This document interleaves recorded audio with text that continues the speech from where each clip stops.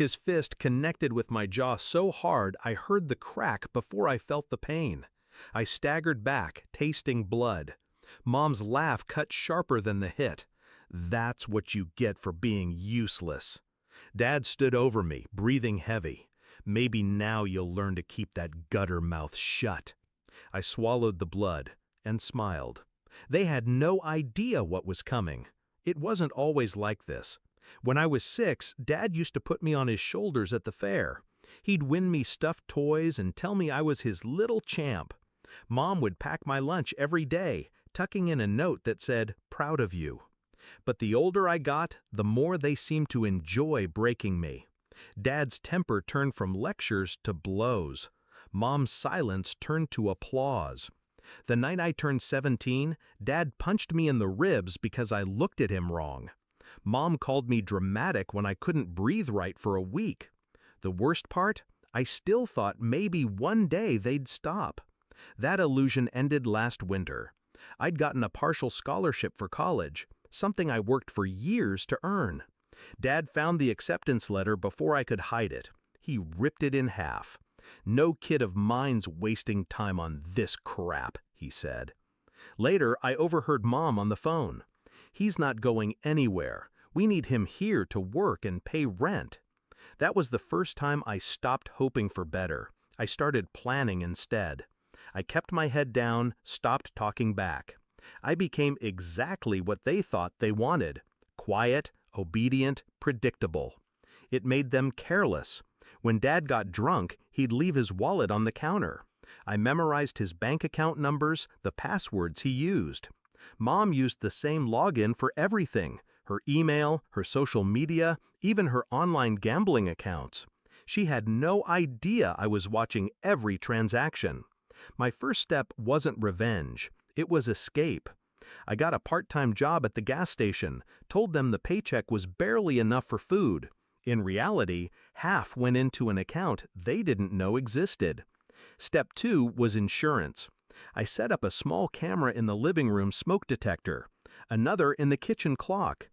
Every slap, every insult, every time Dad called me worthless, every time Mom told me I deserved it, all of it saved to a cloud drive they couldn't touch.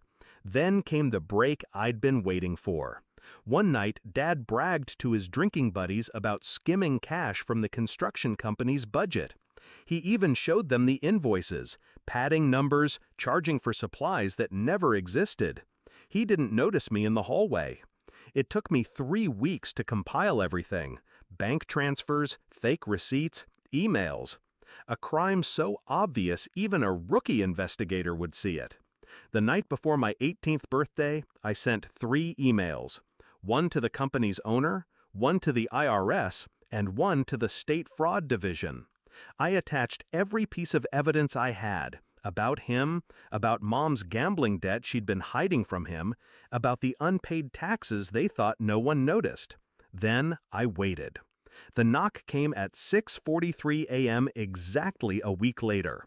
2 black SUVs, men in jackets with big yellow letters. Dad was still in his underwear when they cuffed him in the doorway. Mom screamed, demanding to know what was happening.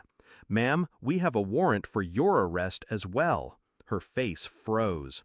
"What? No, They listed the charges: tax evasion, fraud, embezzlement, conspiracy. Her knees buckled. I stood in the hallway, hands in my hoodie pocket, watching as they led both of them out. Dad turned to me, fury in his eyes. "You did this." I didn't deny it. I just smiled. "Guess you won't need me to keep my mouth shut anymore." The house was quiet after they left. Too quiet. I sat at the kitchen table, the same spot where Dad had once slammed my head into the wood for rolling my eyes. Now, the sunlight through the blinds felt like freedom. The bank account I'd hidden was waiting. The scholarship committee agreed to reinstate my award after I explained my family situation. College was no longer a dream, it was my ticket out.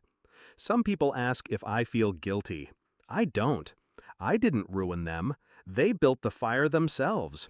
I just handed them the match. And the best part? They never even saw the smoke until it was too late.